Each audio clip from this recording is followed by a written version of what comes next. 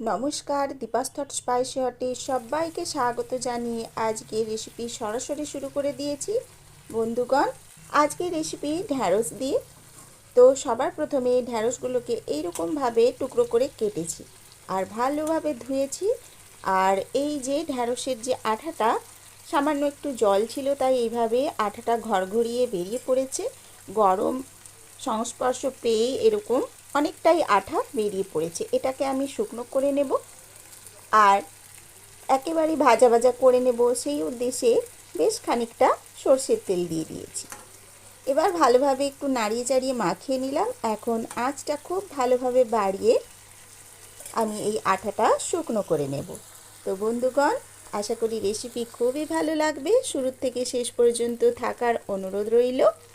আর ভালো লাগলে অবশ্যই লাইক, শেয়ার, কমেন্টস করবেন। দেখুন, এইভাবে সমস্ত আঠাটা শুকিয়ে গিয়েছে। এবার ভাজা ভাজা হয়ে যাবে আর আমি খুব ভালোভাবে একটু নেড়ে চেড়ে নিচ্ছি। কিছুক্ষণ বাদে যখন একেবারে আর আঠা নেই, বেশ ছাড়া ছাড়াভাবে একটু ভাজা ভাজা হয়ে গিয়েছে, খুব বেশি ভাজবো না, আর এই সবুজ রঙটা যেন বজায় থাকে সেই মতো একটু নাড়াচাড়া ভাজাভাজি করে নিয়েছি। তারপরে এক বাটি কুচিয়ে রাখা পেঁয়াজ দিয়ে দিয়েছি। এবার পেঁয়াজের সঙ্গে খুব ভালোভাবে আরও একবার ভাজা করে নেব। আর আঁচটা কমিয়ে দিয়েছি, মানে মাঝারি আঁচে বেশ একটু পেঁয়াজের সাথে ভাজা করে নেওয়ার চেষ্টা করছি। দেখেছেন বন্ধুরা? আর আমি একটু ঢাকনা চাপাও দিয়ে দিয়েছিলাম যাতে সামান্য সেদ্ধ সেদ্ধও হয়ে যায়। আর এইভাবেই আজকে রেসিপিটি কমপ্লিট করব। সেই জন্য বেশ কিছু সময় নাড়া ভাজা ঢাকা চাপা দিয়ে করে এবার পরবর্তী উপকরণগুলো ঝপাং করে দিয়ে দিলাম। কি কি উপকরণ? টমেটো কুচি আর রসুন কুচি খুব মিহি মিহি করে গ্রেট করেছি, আর আদা সেটাও ভালোভাবে গ্রেট করে নিয়েছি। এই সমস্তটাই খুব ভালোভাবে মিশিয়ে নিয়েছি। আর দিয়েছি বেশ খানিকটা কাঁচা লঙ্কার টুকরো, যাতে একটু ঝাল ঝাল খেতে লাগে, খুব ভালো লাগবে। তো এইভাবে সমস্ত মশলাগুলো, মানে এই বাকি উপকরণগুলো মিহি করে কুচিয়ে এই ঢ্যাঁড়সের সাথে ভাজা ভাজা করে নেব। এখানে আজকে রেসিপিটিতে একটুও জলের ব্যবহার করব না, তা সত্ত্বেও বেশ সুন্দর ঝরঝরেভাবে নরম নরম সেদ্ধ হয়ে সুন্দরভাবে রান্না হয়ে যাবে। তো আপনারা দেখতে থাকুন, বুঝতে পারবেন। তো এখন গুঁড়ো মশলা যোগ করার পালা। আর গুঁড়ো মশলা হিসেবে প্রয়োজন মতো লবণ, হলুদ, লঙ্কা গুঁড়ো আর একটু জিরে গুঁড়ো নিয়েছি। এই সমস্ত শুকনো মশলাগুলো এই তরকারির ওপরেই আমি ভালোভাবে ছড়িয়ে মাখিয়ে নিচ্ছি। এবার কিছু সময় সমস্তটা এইভাবে খুব ভালোভাবে নাড়িয়ে চাড়িয়ে নেব, যাতে সম্পূর্ণ গুঁড়ো মশলাটা সম্পূর্ণ এই ঢ্যাঁড়সের সাথে খুব ভালোভাবে নাড়া ভাজা হয়ে যায়, মাখামাখি হয়ে যায়। তো এইভাবে ধীরে ধীরে আমি প্রথমে মাখিয়ে নিলাম। আর টমেটোগুলো এখনও খুব ভালোভাবে সেদ্ধ হয়নি, সেই কারণে আমাকে ঢাকা চাপা দিয়ে আর বেশ কিছু সময় রান্না করতে হবে। আর এই সময় গ্যাসের তাপটা একেবারে মৃদু করে দেব। ঢাকনা চাপা দিয়ে 10-15 মিনিট ধরে রান্না করে নেব। এখন দেখুন বন্ধুরা, ঢ্যাঁড়স সম্পূর্ণ সেদ্ধ হয়ে গিয়েছে আর এই সুন্দরভাবে মশলাগুলো গা মাখা হয়েছে। এখন সামান্য একটু চিনি মিশিয়ে নিচ্ছি ছড়িয়ে ছড়িয়ে, কেননা একটু মিষ্টি মিষ্টি না হলে খেতে ভালো লাগবে না। নিরামিষ সবজিতে মিষ্টি সংস্পর্শ থাকলে তবেই তার স্বাদটা বাড়তে থাকে। তো যথারীতি ঢ্যাঁড়সটা সুন্দরভাবে রান্না হয়ে গিয়েছে আর চিনি ছড়িয়েও নিয়েছি। এবার একটু মাখিয়েও নিলাম। আর যারা যে সকল বন্ধুরা চিনিটা পছন্দ করবেন না, তারা এটা স্কিপ করে যেতে পারেন, তাতেও স্বাদের খুব একটা হেরফের হবে না।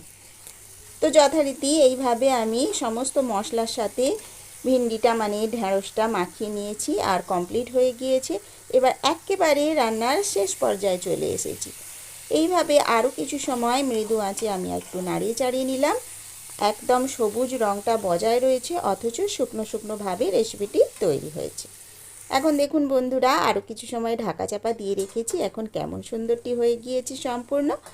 আর একেবারে শেষ পর্যায়ে এইবার বিশেষ একটি উপকরণ যোগ করে নেব, যেটার দরুন স্বাদটা অপূর্ব সুন্দর, মানে অনেক গুণ বেড়ে যাবে। এই সকল রান্নাতে সামান্য একটু এরকম শুকনো শুকনো রান্নাতে একটুখানি লেবুর রস চেপে সবার শেষে ছড়িয়ে নিলে অপূর্ব লাগে খেতে। আর শুকনো শুকনো গরম গরম ভাতে এই রেসিপিটি অসম্ভব ভালো লাগে খেতে, এমনকি রুটি পরোটার সাথেও ভালো লাগে। তো এইভাবে বন্ধুগণ রেসিপিটি বাড়িতে বানিয়ে আপনারা খাবেন, খেয়ে দেখবেন অসম্ভব ভালো লাগে কেমন খেতে, আর তারপর আমাকে কমেন্টসে জানাবেন। বন্ধুগণ সম্পূর্ণ রেসিপি কমপ্লিট। আমি আঁচ বন্ধ করে থালা চাপা দিয়ে বেশ কিছু সময় রেখে দিয়েছিলাম। এখন পরিবেশনের আগে আমি দেখিয়ে নিচ্ছি। এই কড়াই থেকে এখনও গরম ভাব রয়েছে, ধোঁয়া উঠছে। তো লেবু রসটা মাখিয়ে নিয়েছি, কিন্তু এইভাবে ছড়িয়ে নেওয়ার পর গরম ভাব থাকলেও লেবুটার সংস্পর্শ এই সমস্ত সবজিতে এসে সুন্দর স্বাদ বাড়াবে, কিন্তু তেতো লাগবে না। কেননা আঁচটা আমি বন্ধ করে কড়াইটা ঠান্ডা জায়গায় নামিয়ে রেখেছিলাম। তো আজকে রেসিপি সম্পূর্ণ হয়ে গিয়েছে। এবার শুকনো শুকনো গরম ভাতের সাথে খেয়ে নেব আমরা। আর এইভাবে রুটি দিয়ে খেতেও খুব ভালো লাগে। তো এইভাবে রেসিপি আজকে সহজ সরল রেসিপি কমপ্লিট হয়ে গেল। আর দেখুন সবজিটা কতটা কমে গিয়েছে, যেহেতু কেবলমাত্র ঢ্যাঁড়স আর ভেন্ডিটা খুবই নরম সবজি। তো যখন রান্না হতে দেওয়া হয়েছিল কতটা ছিল, তারপর কমে গিয়ে জোরে গিয়ে কেমন ছোট্ট আকার নিয়ে নিয়েছি। যাই হোক, এইভাবে আজকে মামে সুন্দরভাবে খেয়ে নেব। আর রেসিপি দেখে কেমন লাগলো আপনারা অবশ্যই বলবেন। নতুন পর্বে নতুন আলাদা কোনো রেসিপি নিয়ে আবার চলে আসব। তো ততদিন আমার ভিডিওটি দেখতে থাকুন। নতুন বন্ধুগণ প্লিজ সাবস্ক্রাইব করে আমার সাথে থাকবেন। তো আজকের মতো বিদায় নিলাম।